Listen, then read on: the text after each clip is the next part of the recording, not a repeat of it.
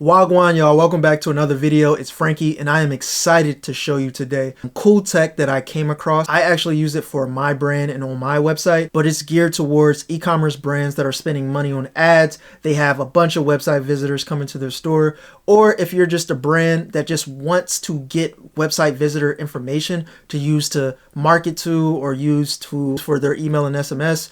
This is a tool that you definitely want to make sure that you install on your store and you can start accruing that data. So without further ado, let's get into the tool, show you how to set it up and show you why it's important for any e-commerce brand that is running ads in 2025 going into 2026. All right, guys, the tool is called OpenSend, and the reason why I wanted to show you it is not only because I have it installed on my website, but as an e-commerce brand, you're able to identify the people that land on your store's website with their email, their SMS, and even their LinkedIn profile. And then you can push that to whatever your CRM is, whether it's Klaviyo or Omnisend. You'll have that data, and then you can use that data for so many other cool things that I'll talk a little bit more about when I log in, and I'll show you how I'm using it, okay?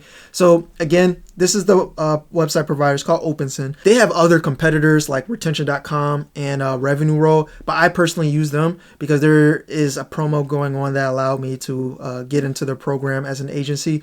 Because I do service e-commerce brands like you who are watching this video, or if you're an agency, definitely look into this program at becoming an agency partner, because they'll allow you to install it on your website even though you're not selling products.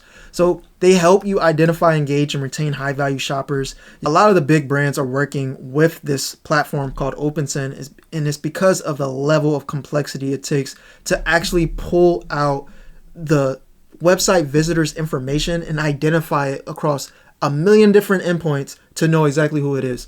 So this is huge to make sure that you're not just wasting money on ads. And I'll show you exactly why in a moment. So let me log into my dashboard here. We go here. I just installed this. It's like a level of pixel on your website. You install the pixel on your website, and then it'll start identifying people that land on your website.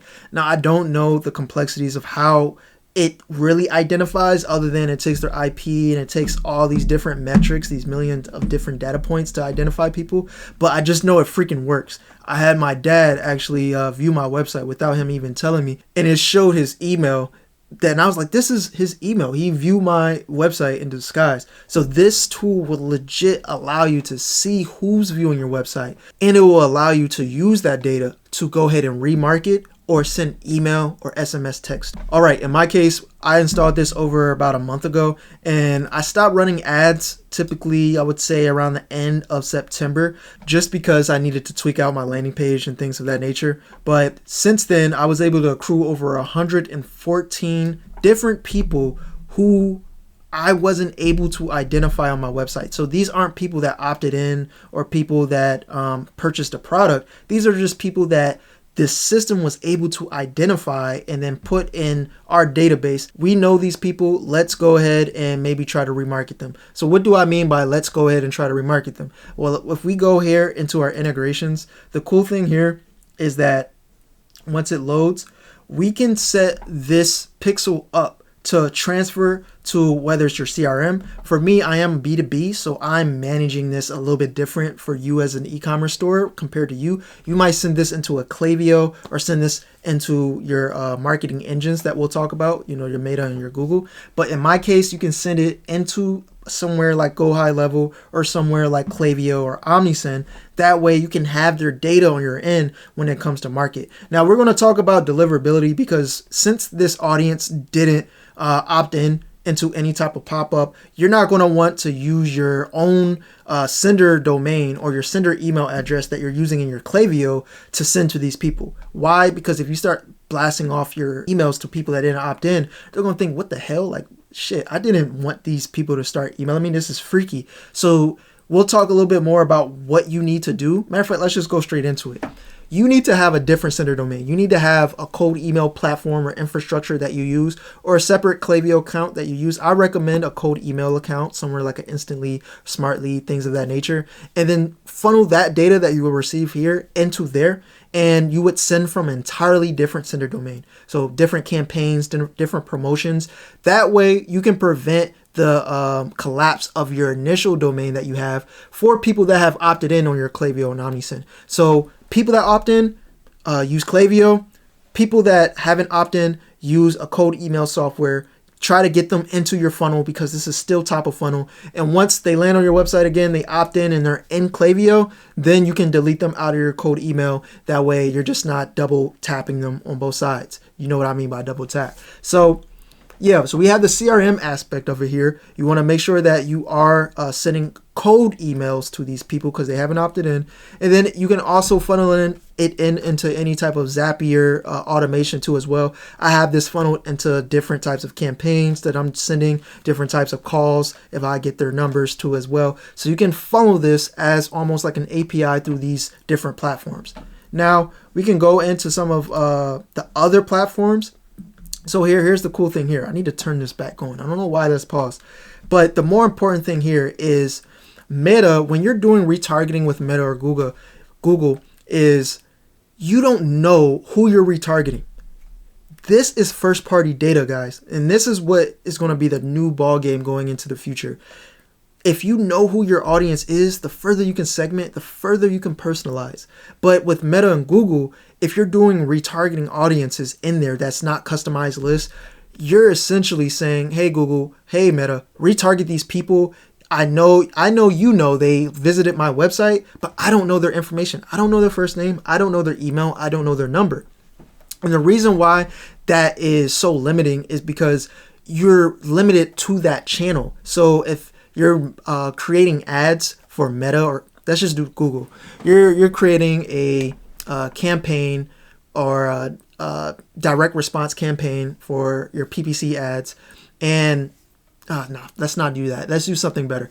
Let's say you're doing a shopping ad, right, on Google.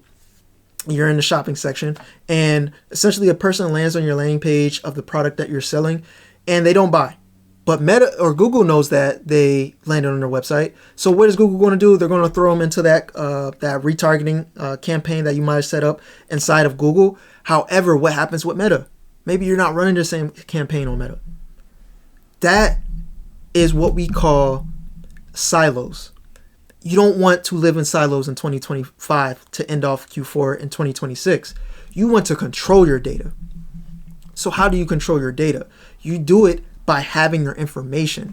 So let's rerun this scenario. You're running that shopping ad campaign, running it to this direct landing page to get people to buy. They're looking for a specific product. They don't buy. They're thrown into the Google campaign, but this pixel, which is OpenSend in this case, it knows exactly who that person is. So it pulls up their name, it pulls up their email, it pulls up their phone number. It even pulls up their LinkedIn if they can find it. Now you have that first party data. What can you do with it? Now you can create something we call custom list inside of your marketing tools like a Google, like a Meta. And we're going to go to the next level here. Google and Meta, what they're going to do is they're going to hash that email and see if it correlates with any user in its database.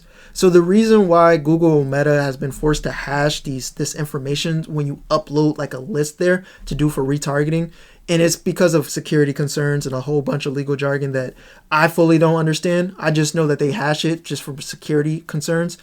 They do a specialized type of hash. So the moment where you upload it, it does not keep the same email. It's viewed in like a code, kind of like you're creating a passcode. And it's going to try to correlate that to another user that has that same code on their end. If it finds it, that means it matches. So you might have test email A that visited your store. You take that email and you send it to Google, right? Or in our case, Meta, because they were on Google. Google used them, or they came from Google to land on your store. So now we want to cross-reference that with Meta so we can market to them on Meta too. So in that case, we need to upload this custom list, and then that custom list will be hashed, and then Meta will try to find whoever matches with that custom list, that hashed custom list.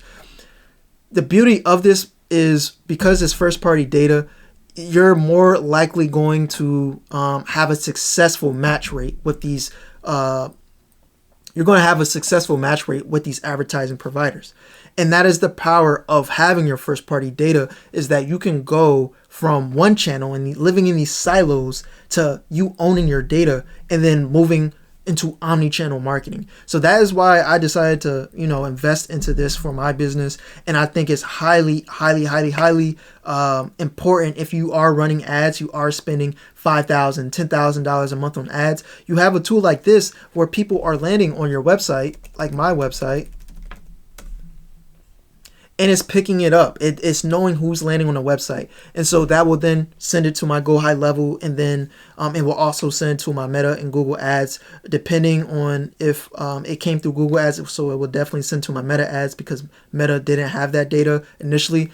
And it's going to start retargeting those people too as well. So yeah, guys, let me go and show you the identity section too. This section here, you can see here, we have enriched identities, and enriched identities just means like we were able to basically find almost everything about them. What's their industry, what's their company title, email address, everything in between. And then we have unenriched identities, which we just get the email address. We might not get the name. We might not even get the LinkedIn. We just get email. I typically get more often just the straight email, but that's important. That's all we need, because our goal is to get this first party data. That way we can go and enrich it, or we can go and put them into our advertising providers, and then eventually get them to opt in so we can get more and more of their information, and we can start sending through Klaviyo, we can send through OmniSend to make sure that that we are trying to upsell them on our offers or upsell them on our products, whichever lane you're in. And then you can take this list, you can download this list, and like I said, you can upload it to your Meta providers, or luckily, because they do have their own integrations, you can just automatically have it upload into your list, upload into your advertising providers. Let's talk a little bit more about enrichment, because I just talked about that. So if you are B2B and you're doing something like me, where you're trying to find e-commerce brands, the cool thing about this here too, if you use something like a Clay, so if you use clay.com, which I love this. I just started using Clay and I freaking love it. You can take that list that you're getting and essentially use Zapier to have an automation that sends to Clay. And then what you can do in Clay is go ahead and start enriching, whether it's by phone number. If you don't have the phone number, you can start enriching by LinkedIn profile or any other profile, whatever Clay enrichment tools that it has for you. So there's so many cool things that you guys can do with this software that I highly recommend first for e-commerce brands to use, so you're not wasting your ads. That's the last big thing I want to touch on, is when you have people land on your website and they don't opt in, and they might not want to opt in for your pop-up because you might not even have a pop-up on your website because you're doing direct response marketing and you're trying to get them to buy immediately. And so you can't have any friction when someone's going to buy. So what do you do in that case? You have a tool like this, and if they don't buy, you have their information. So now you can continue to remarket to them, and it costs less to remarket to them, because as we know, if you have your data on hand, it's actually cheaper to remarket and have your own custom list compared to going top of funnel, trying to get random people into your funnel, because you're having to go through the tofu mofu bofu stage where there's in the discovery phase, right? Unless you're in the remarketing phase where that's more the middle of funnel.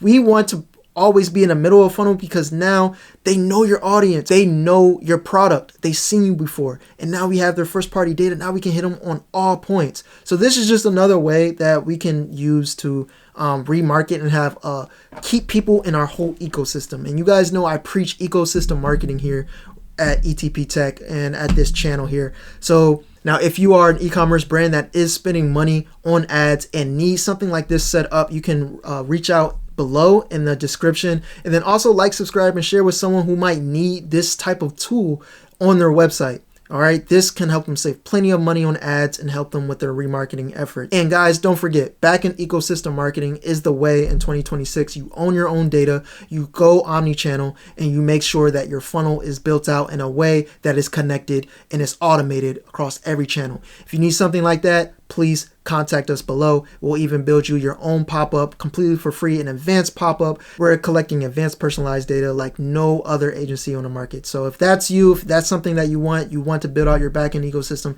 hit us up. I look forward to seeing you in the next video.